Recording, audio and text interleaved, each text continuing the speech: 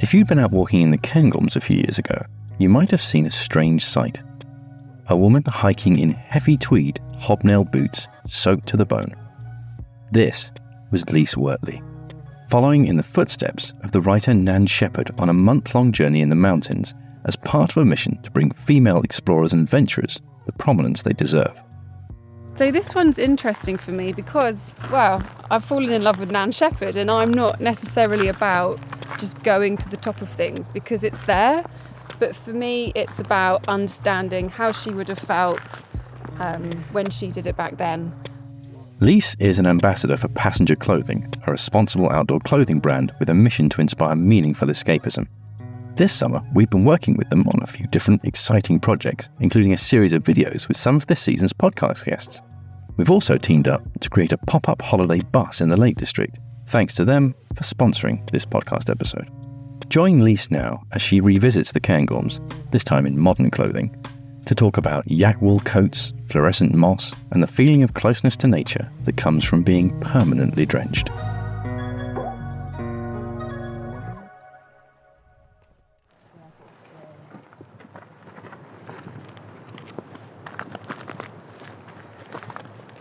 Yeah, so I'm Lise and I run a project called Women with Altitude. I started about 7 years ago and it's all about, I guess, highlighting all the women, adventurous women that have been missed from history, that never got the same sort of coverage or respect that the men did at the time. And over my years of research, I found that there's so many amazing women with incredible stories, really inspiring stories that did such cool stuff, and they're just not in the history books. No one's ever heard of them.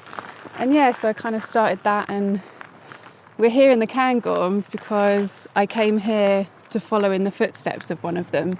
So that's what I do. I follow in the footsteps of these women, and I take with me kind of only what they had at the time.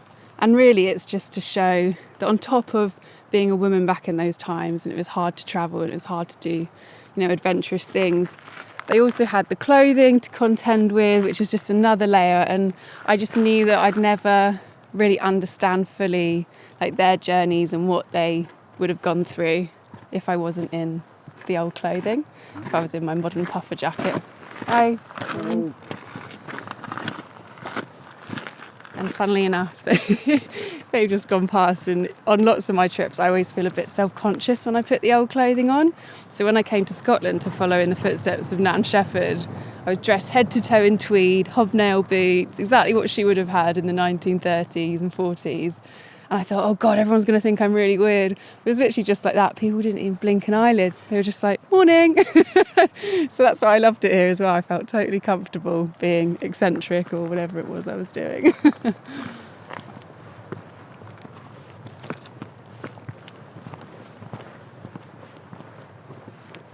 Yeah. So I brought you to my favourite bit of the Cairngorms. So when I came here, I walked all around them, across the whole mountain range, and this is my favourite bit because you've got the most incredible views, and the Cairngorms are a really unique mountain range. They're kind of green, they've got this amazing green colour covered in sort of alpine plants, spiky little plants, beautiful little flowers, but they're also very grey and rocky and very brown, and they're like no other mountains that I've seen in the UK.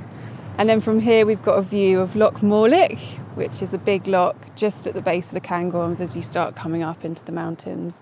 Lots of people swim there. There's an amazing forest that you can see all around it. And yeah, the Cairngorms there's a huge sense of freedom. You can leave the car park and literally within 100 metres you've just got these views. And no matter how many people you kind of see in the town or around, you do feel really alone when you come up here. So you feel like you're properly kind of in the wild and you can really take time for yourself. And yeah, there's incredible streams that you can hear in the background. And yeah, it's just a very, very beautiful, wild place. And it's quite rare to find those these days, I suppose.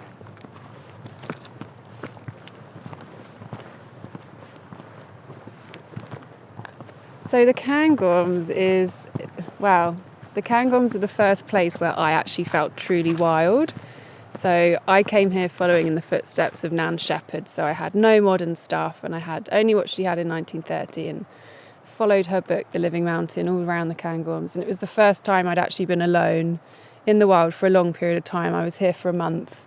And at first it was kind of uneasy, and it was kind of hard to settle into it. But after that month, I felt a real connection to this place. Like, I understood why there was rain that was soaking me every single day in June. And I sort of, really felt at peace with this place. And I guess it was the first time I'd actually sat and done nothing, which sounds a bit bizarre, but because I had no modern stuff to distract me, no phone or anything like that, I just became very in tune with nature. So I got up when the sun rose, I went to bed when the sun set. I just walked around and kind of became like a wild person. And it was the first time I realised as well what a positive impact that had on my mental health as well, and how much it made me relax and think about things and process things in a different way.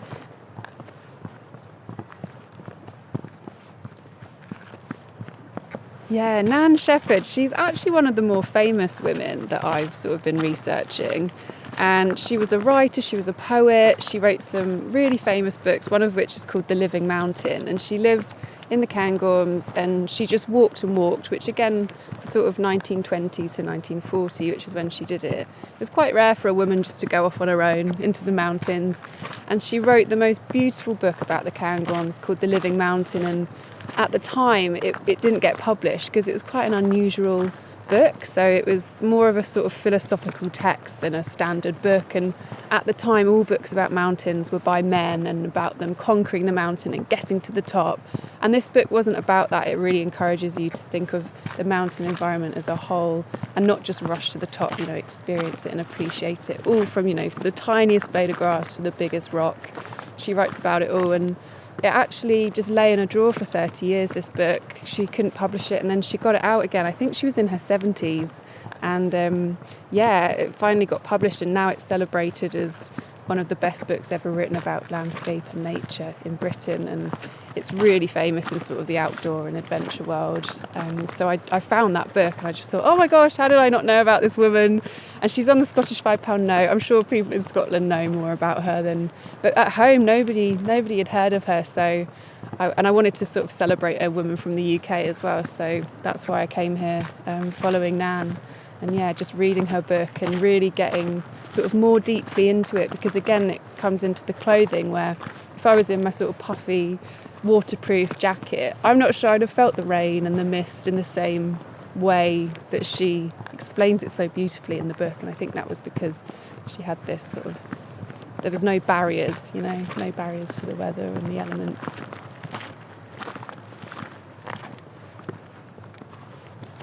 Okay, so I've actually brought the book with me, obviously. One of my favourite books, and you can see my copy is completely destroyed from all the times I've used it. So this is the book, and as you can see, it's quite small. It's not very long. But in it, I could read you some quotes from it in a bit, but it's just the most beautifully written piece of writing I've ever seen. And it's really different to a lot of the other books that a lot of the other women adventurers write, because they were kind of struggling to be taken seriously. They never really write about how they feel or what they were scared of. They just kind of write the facts. Whereas in this book, it's so sort of, philosophical, and she's really gone to some deep places in her mind and into the mountains as well. So it's just incredible. And each section's kind of named after different elements of the mountain. So I do have a favourite bit, and it's actually right at the very end, because I feel like this is what happened to me when I was here. So I'll read it out. I believe that I now understand in some small measure why the Buddhist goes on pilgrimage to a mountain. The journey is itself part of the technique by which God is sought. It is a journey into being, for as I penetrate more deeply into the mountain's life, I penetrate also into my own. For an hour I am beyond desire. It is not ecstasy, that leap out of the self, that makes man like God. I am not out of myself, but in myself. I am. To know being, this is the final grace accorded from the mountain. And I just think that's so relevant as well to the whole, it's not about just getting to the top, it's about taking your time and experiencing nature and just learning to be, which is actually something I really took away from this trip. And just sitting, like when in normal life, do you just sit and do nothing? So I really took a lot of that back to my normal life with me afterwards.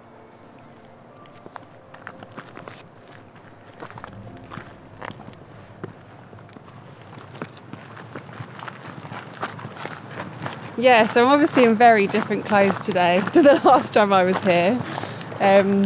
So I went back to the 1930s and 1940s when I came here last.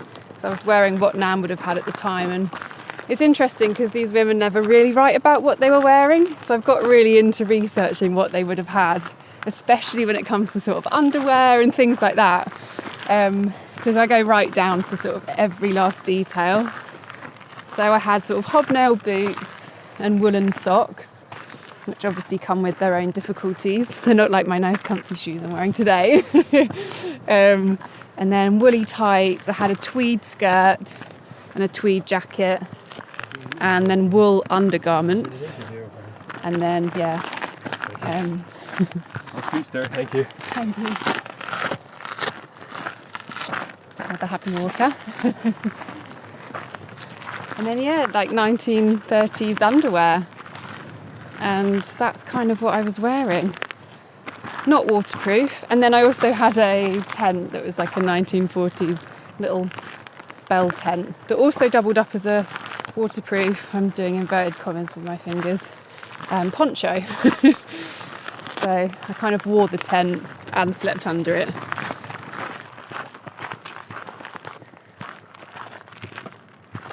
So especially on this trip, wearing the old clothes brought me way closer to her writing, because I guess the way she experienced the elements and the way she writes about them in the book, she writes about the mist and the sun and the water and the rain and all these things that she goes so deeply into, that if I hadn't been wearing those clothes and I'd had waterproof, because it wasn't waterproof, I was wet pretty much 100% of the time.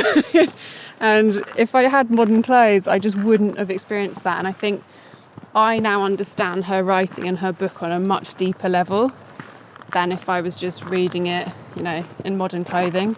And it also brought me closer to nature. I felt the wet, I felt the sun, when it dried me. It's just a very different experience being in those old clothes.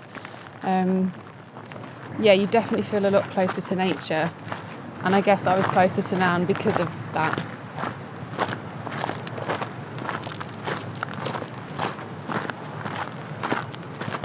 Well, I was born in London, and then my parents moved out to the Essex countryside. And I think that's where my kind of wildness began. I was always running around in nature. I was always outside, helping my dad with the gardening and stuff like that. I always loved being outside. And then I guess when I became a teenager, I really lost that. I stopped going into nature. I just wanted to go out, and I did that for a really long time. And then, because of this project, and now probably when I was about 25, 26, I started getting back into it again. But the whole project kind of started, I guess, when I was 16 and I read this book by a woman explorer who I'd never heard of. She was called Alexandra David-Neel, and she was incredible. She did this 14-year journey around Asia in 1900, which was super rare for a woman to do. She was the first Western woman to meet the Dalai Lama. She just had this incredible story, and I just couldn't believe that I'd never heard of her or other women like her.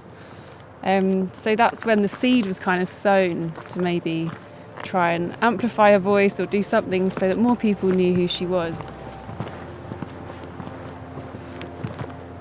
And then I guess life sort of got in the way, and I guess at that time when I sort of stopped going into nature and I became more of a teenager and all that, I kind of lost track of what I was doing, and I then had a really bad time with my mental health actually in my sort of late teens to mid-20s. I'm still on medication for my anxiety now and stuff, but I'm in a much different place. But I always said, when I feel better, I might go and do this trip and follow in this woman's footsteps. It's kind of like a bit of an aim, something to aim for.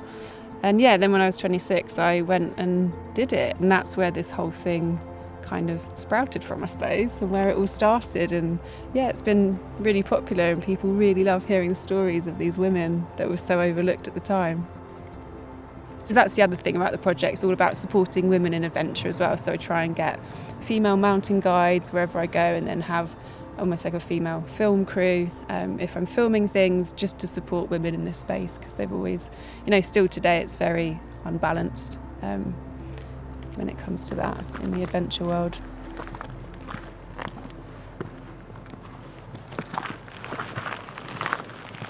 There is one thing actually I remember really clearly that I got really into when I was here, was on the rocks. It's like the fluorescent green colour of the moss on the rocks. It just doesn't look real when you really look at it. You think, how is nature this fluorescent? It's kind of crazy. So we're just going around the path. I think Cairngorms, one of the bigger peaks, is up here. And you can see ahead of us there's still a little white bit of snow on the rocks ahead in the middle of July. So it is wild and high up here. And I think you can forget that actually it's quite extreme when you come up to places like this. And then there's a stream that runs all down the middle here, which is flowing back down to the loch. Yeah, if you actually kind of stand and just listen, you can hear so many different things.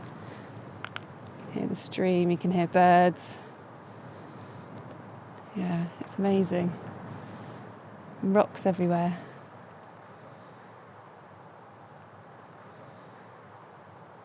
So my next big adventure is following in the footsteps of Henriette D'angeville, and she was the first woman to climb Mont Blanc unaided, and she did it in the most incredible, crazy outfit that she obviously had to make herself because they didn't have clothes for women back then to climb mountains in, and this was in 1838, so it's quite a lot further back than a lot of my trips. So I'm having to get the whole outfit made. It's wool, it's going to weigh about 12 kilograms.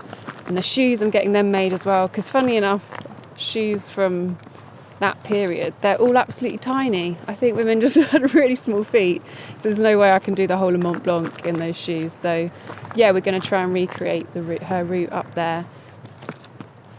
So the clothes are, it's a big woolen dress thing, I would describe it as.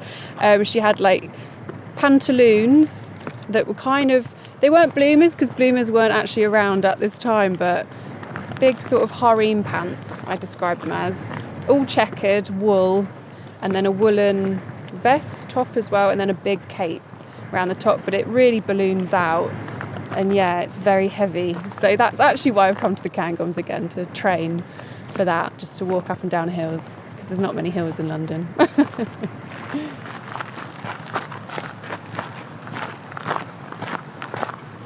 Yeah, so I've not really climbed a mountain like this before. I've done a lot more trips that are more sort of slower, over a longer period of time. So this is 4 days of just climbing, going up and up and up in these clothes. So I haven't actually put, because I've always been able to stop and take my time, I've not put these clothes to the ultimate test before, and this will be that. But again, it's about understanding how she would have felt in those clothes and the barriers of climbing Mont Blanc in a full-on woolen dress and skirt, and the fact that she wanted to wear the trousers but she hid them under the dress because women weren't supposed to wear trousers back then, seen as very rude. So yeah, it's very different, and I think it'll be really full-on. But yeah, we'll see how I go, see if I can make it in the shoes. It's a long way up. So yeah, we're just coming back down the hill now, back towards the car park after our walk. Funny enough, this is where I met another man in tweed. Alan, I think he was called. I've always remembered him when I was coming back down after days in the wild, looking very dishevelled. It's bringing back all those memories. He didn't bat an eyelid. He just thought everyone wore tweed.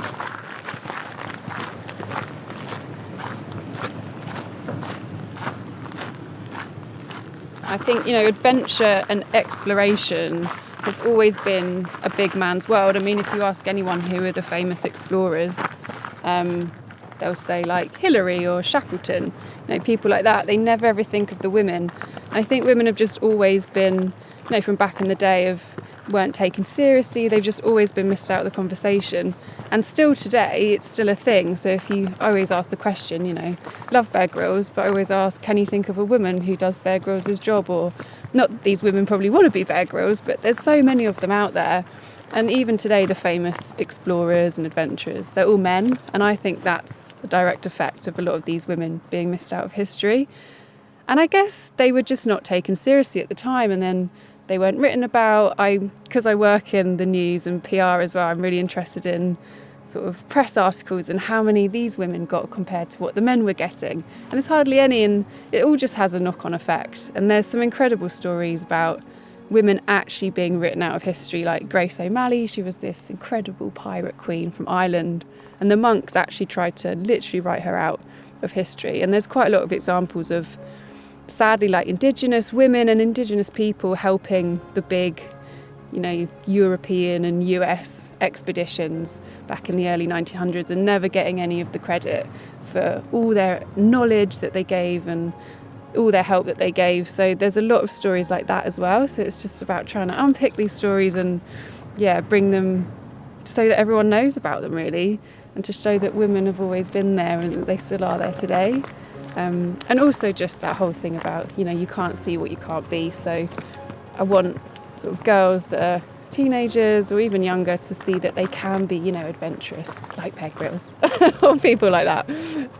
So that's kind of what it's all about as well.